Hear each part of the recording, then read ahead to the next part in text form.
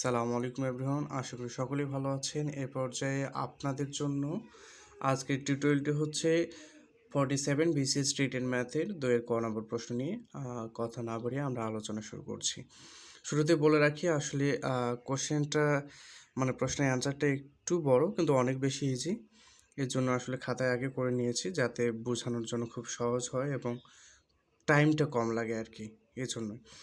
তো আমাদের প্রশ্নটি ছিল যে X square plus Y Z equal 9, X cube plus Y square equal Z equal 12 এবং X to the power 4 plus Y cube Z equal 16 হলে x Y জেডের মান নির্ণয় করো।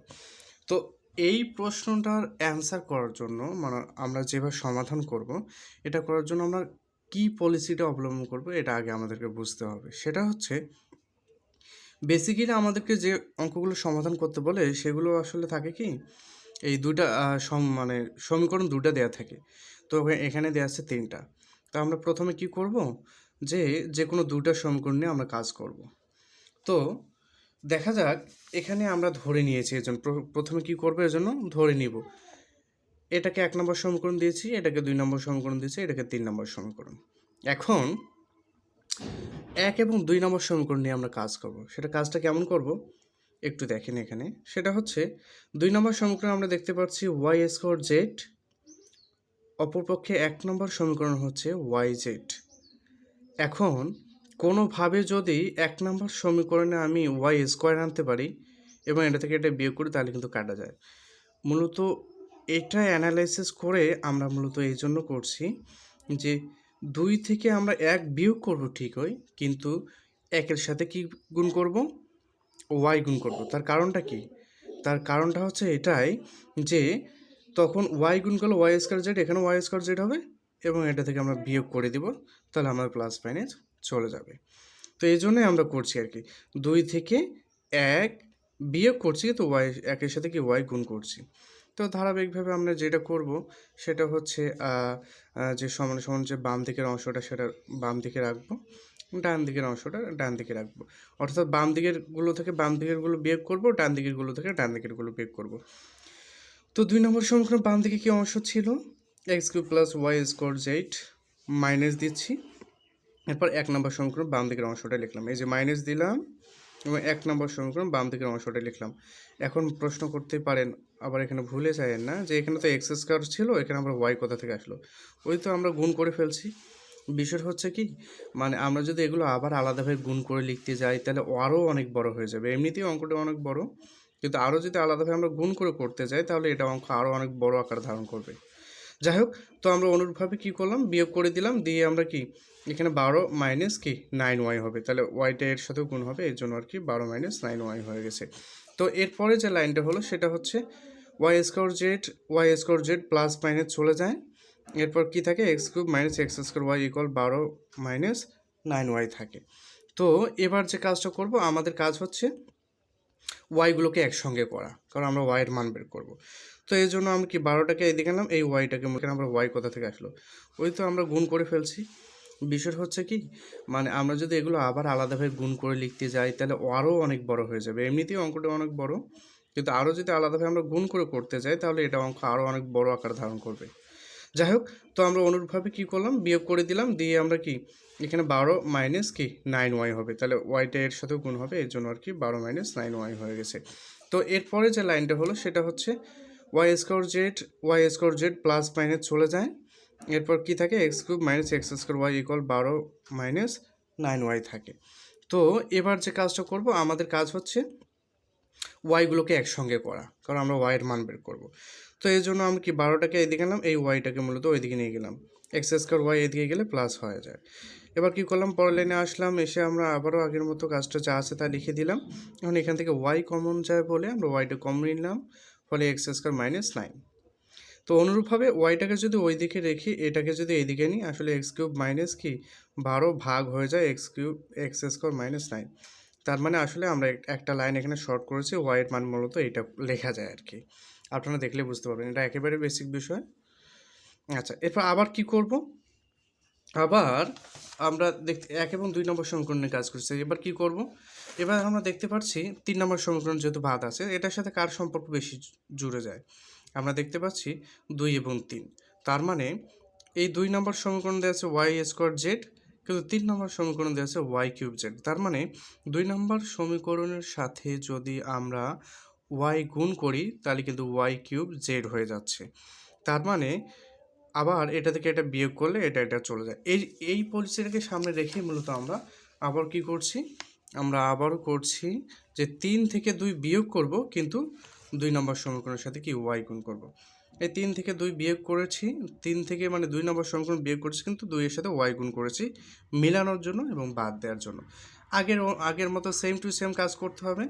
লিখে ফেলেছি, লেখার ফলে কি y cube Z plus minus হয় চলে গেছে, মানে কাটা গেছে, যা থাকে তা লিখে দিলাম। এরপর পরের লাইনে এসে কি পাইলাম? পরের লাইনে এসে আমরা পাইলাম যে হচ্ছে x⁴ - x³ y ইকুয়াল এটা আছে। তো আমরা তো আবার কি করব? ওয়াইগুলোকে একদিকে রাখবো, তাই এই x³ ওয়াইকে ওইদিকে নিয়ে গেলে কি হয়ে যায়? এটা প্লাস হয়ে যায়। তো প্লাসটা সামনে রাখলাম, এটা যেমন -12y আছে।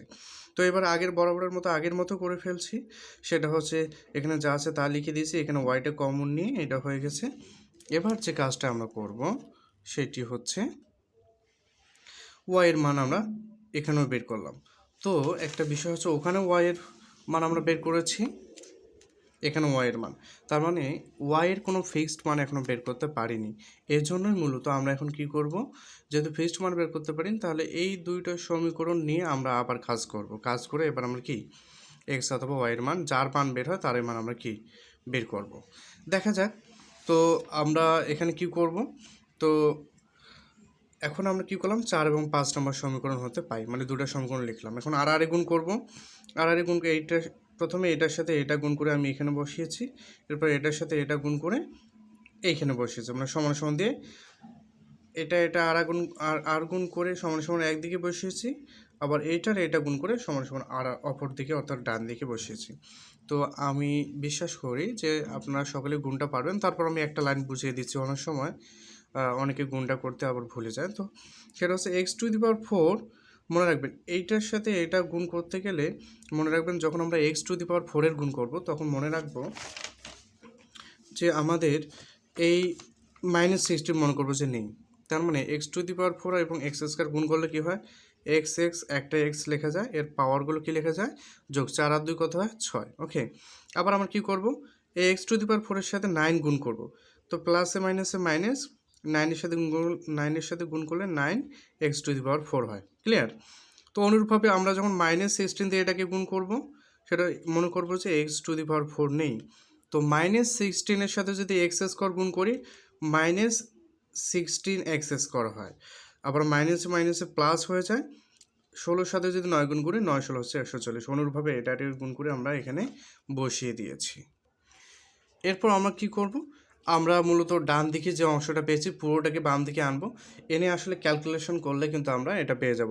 এটা খুবই সিম্পল ব্যাপার। যদি আমি ক্যালকুলেশন করার জন্য আরও এক লাইন বাড়াতাম অনেক বড় হয়ে যেত, তাই আপনারা ক্যালকুলেশন করে নেবেন, আপনারা পারবেন, অবশ্যই পারবেন। এরপর পরের লাইনে কী করলাম? এখানে যদি সামনে মাইনাস রয়েছে, তো আমরা -1টাকে কমন নিলে এদিকে সব চিহ্ন পরিবর্তন হয়ে যাবে, অর্থাৎ প্লাস মাইনাস মাইনাস প্লাস হয়ে যাবে। এটাও আপনারা পারবেন। এটা এখানে মূলত আমরা -1 কমন নিয়েছি, আমি লাইনটাকে স্কিপ করেছি। এরপর আমি পরের লাইন কী করলাম? এখানে যেহেতু সবগুলোতে কি এক্স আছে এবং এক্সের পাওয়ার সবচেয়ে ছোট হচ্ছে x², তো আমরা x² কমন নিয়েছি, ফলে কি 9x² হয়। প্রত্যেকটা থেকে x² কি চলে যায়, ফলে যা থেকে তা আমরা লিখেছি। তাহলে কি হলো? এখানে x² হলো, এখানে একটা আমরা কি পাইলাম? রাশি পাই। এখানে একটা আমরা কি উৎপাদকের একটা নিয়ম পাচ্ছি, এটা গুণ অবস্থায় আছে। তো এখানে আমরা মূলত সূত্র ফলো করব, এখানে মিডল টার্ম হবে না, এর জন্য আমরা কি এটাকে a ধরেছি, এটাকে যদি b ধরি, a² - 2ab + b²। দেখেন এটা হলে কিন্তু আমাদের মিলে যায়। তো 3 দুগুণ 6, 4 6 24, এই যে 24x মিলে যায় এবং 4 4 16 মিলে যায়, আবার এও মিলে যাচ্ছে। তার মানে এখানে এই সূত্রটাই হবে। সো আমরা এইভাবে করে ফেললাম। তো a² - 2ab + b² কি a - b হোল লেখা যায়। এখানে যা আছে তাই লিখছি, = 0। তাহলে এটার মানও 0 এবং এইটার মানও 0, এটাকে আমরা কি তাই অথবা দিয়ে আমরা লিখতে পারি, তাই লিখেছি এক্স স্কোয়ার ইকুয়াল 0, এটা ইকুয়াল 0। এক্স স্কোয়ার ইকুয়াল 0 হলে এক্সের মানও কি 0 হয়, কারণ রুটটা এদিকে গিয়ে যারের মানে 0-র উপর যাই থাক না কেন তার মান তো 0। তো এখানে আমরা কী করলাম, আবার এই যে রুটটাকে এদিকে নিয়ে গেলাম, সরি হ্যাঁ প্রথমে আমরা কি রুটটাকে মূলত এদিকে নিয়ে গেছি।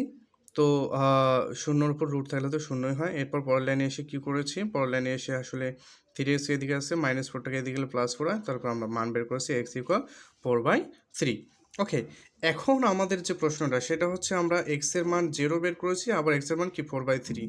এখন এই x এর মানটা আমরা ওই 4 নম্বর সমীকরণে বসাবো, কারণ 4 নম্বর সমীকরণে y এর মান দেওয়া আছে। তো x এর মানটা যদি 4 নম্বর সমীকরণ আমরা বসাই তাহলে ওখান থেকে আমরা y এর মান পেয়ে যাবো। ডিরেক্টলি আপনারা দেখে নেবেন 4 নম্বর সমীকরণ কি, y ইকুয়াল, এইটা একটা 4 নম্বর সমীকরণ ছিল, এই যে বসিয়েছি। তো জাস্ট এখানে আমরা x এর মান কত বসাচ্ছি, 0। প্রথমে 0 বসালে আসলে ক্যালকুলেশন করলে এটা আসে। আবার x এর মান কিন্তু আরও একটা আছে, সেটা কি হচ্ছে, সেটা হচ্ছে x এর মান 4/3। আবারও কি x এর মান 4/3 ধরে আমরা কোথায় বসাবো, ওই আবারও 4 নম্বর সমীকরণ বসালে আমাদের মূলত ক্যালকুলেশনটা এটা করে আমাদের মান কি আসে, এটা আসে। শুধু মনে রাখবেন, তাহলে এখন আমরা x এবং y এর মান পেয়ে গেছি, এখন z এর মান বের করার পালা। এখন আমরা x এবং y এর মান যে কোনো একটা সমীকরণ বসিয়ে দিলে আমরা z এর মান পেয়ে যাবো। তো আমরা 1 নম্বর সমীকরণ যেহেতু তুলনামূলক ছোটো আছে তাই ওখানে বসিয়ে দিচ্ছি x এর মান 0 এবং y এর মান 4/3। 1 নম্বর সমীকরণ যদি আমরা বসাই, আপনারা জাস্ট ক্যালকুলেশন করবেন, x এর জায়গায় 0 বসাবেন এবং y এর জায়গায় এই মানে 4/3 মানটা বসিয়ে ক্যালকুলেশন করলে আমরা z এর মান একটা পাইলাম। এখন প্রশ্ন হচ্ছে আমাদের আরও তো x এর মান আরও দুইটা রয়েছে, আরও একটা আছে এবং y এর মান একটা রয়েছে। তো x এর মান আমরা জানি কি 4/3 বাকি আছে এবং y এর মান হচ্ছে 4/3। তো x এর মান 4/3 এবং y এর মান 4/3 আমরা অনুরূপভাবে আবারও 1 নম্বর সমীকরণ বসালে দেখা যায় এটা হয়, এবং ক্যালকুলেশন করলে আমাদের অ্যান্সারটা হচ্ছে এই যে ইকুয়াল। হ্যাঁ, তো এভাবেই আমাদের আসলে অঙ্কটা আমরা শেষ হয়ে যাবে। তো আমি আরেকটু সামারাইজ করি। তো আপনারা তো জানেন যে আমরা এখানে কিসের মান বসাইলাম, x ইকুয়াল 4/3 এবং y ইকুয়াল 4/3 এর মান আসলে 1 নম্বর সমীকরণে বসিয়ে আমরা মূলত এইটা পেয়েছি। তো জাস্ট হচ্ছে এখানে x এর মানটা বসিয়েছে 4/3 এবং এখানে হচ্ছে y এর মান 4/3 বসিয়ে আপনার ক্যালকুলেশন অবশ্যই পারবেন। এখানে স্কোয়ার করলে তো হচ্ছে 16 হয়, আবার 9 হয়। তো পরের লাইনে এসে আমরা যেমন হচ্ছে তেমন দিলাম, পরের লাইনে এসে এইটাকে আমরা এইদিকে আনছি। তো এজন্য 9 থেকে কি -16/9 হয়েছে, তাই না? এরপর এসে কি এখানে একটা লসাগু আমরা স্ট্রাকচার পাচ্ছি। তো লসাগু করে কি পাওয়া যায়, 81 - 16 পাচ্ছি, নিচে 9 আছে, তাই না? এরপর আমরা কি করছি, এরপর অঙ্কের ধারাবাহিকতা অনুযায়ী আমরা কি এখানে ক্যালকুলেশন বিয়োগ করে দিলাম 65/9। এখানে কি 4/3 গুণন z, এখানে z এর মান আমরা কি করলাম মনে রাখবেন, 4/3 এখানে z এর সাথে গুণ অবস্থা আছে, সমান সমান বাম দিকে আছে। এখন ডান দিকে যদি নিয়ে যাই, ভগ্নাংশ যদি কোনো কিছুর সাথে গুণ অবস্থা থাকে ওটাকে যদি বাম থেকে ডান অথবা ডান থেকে বামে আনি তাহলে লবটা উপরে যায়, হরটা নিচে আসে, এই আর কি নিয়ম। তো এই অনুযায়ী আমরা করে ফেলাম। তো ক্যালকুলেশন করলে z এর মান 65/12 পাইলাম। তো এভাবে আসলে আমরা কি এক্স ওয়াই এবং জেড এর দুইটা করে মান পেয়েছি, বসিয়ে দিয়েছি। আর একটু সামারি যদি করতে যাই, আপনাদের ভয়টাকে কাটিয়ে দিতে চাই, সেটা হচ্ছে অঙ্কটা আসলে ইজি ছিল বাট একটু বড় ছিল, বড় থাকার কারণে অনেকের কাছে ডিফিকাল্ট মনে হয়েছে। আমাদের প্রথম কাজ হচ্ছে আমরা এক্স এর মান বের করেছি, ওয়াই এর মান বের করেছি, এবং এক্স এবং ওয়াই এর মান বের করার পর যে কাজটা করেছি, এক্স এর দুইটা মান পেয়েছি, ওই দুইটা মানেই আমরা 1 নম্বর সমীকরণে বসিয়েছি।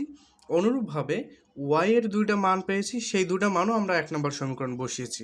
তো 1 নম্বর সমীকরণে এক্স এবং ওয়াই এর দুইটা করে মান বসিয়ে দিয়ে কিন্তু আমরা জেড এর মান পেয়েছি। পরিশেষে আসলে আমাদের অঙ্কটা খুবই সহজ ছিল আমি মনে করি। যদিও অনেকের কাছে ডিফিকাল্ট, আমাদের কাছেও ডিফিকাল্ট মনে হতে পারে, কিন্তু আসলে অঙ্কটা বড় হওয়ার কারণে ডিফিকাল্ট মনে হয়, কিন্তু আসলে অঙ্কটা অত বেশি কঠিন না। আপনারা যদি একটু ভেবে চিন্তে করেন তাহলে ইনশাল্লাহ পারবেন হয়তো বা। এরপর যদি আপনাদের মনে কোনো কোশ্চেন থাকে, কোথাও যদি বুঝতে প্রবলেম হয়, তাহলে আমাদের কমেন্টের মাঝে জানিয়ে দিন, আমরা চেষ্টা করব পরবর্তী ভিডিওতে এটি অ্যাড করে আপনাদেরকে যে লাইনটি বুঝতে সমস্যা সেটা আমরা বোঝানোর চেষ্টা করবো ইনশাল্লাহ। তো সকলেই ভালো থাকবেন। আসসালামু আলাইকুম।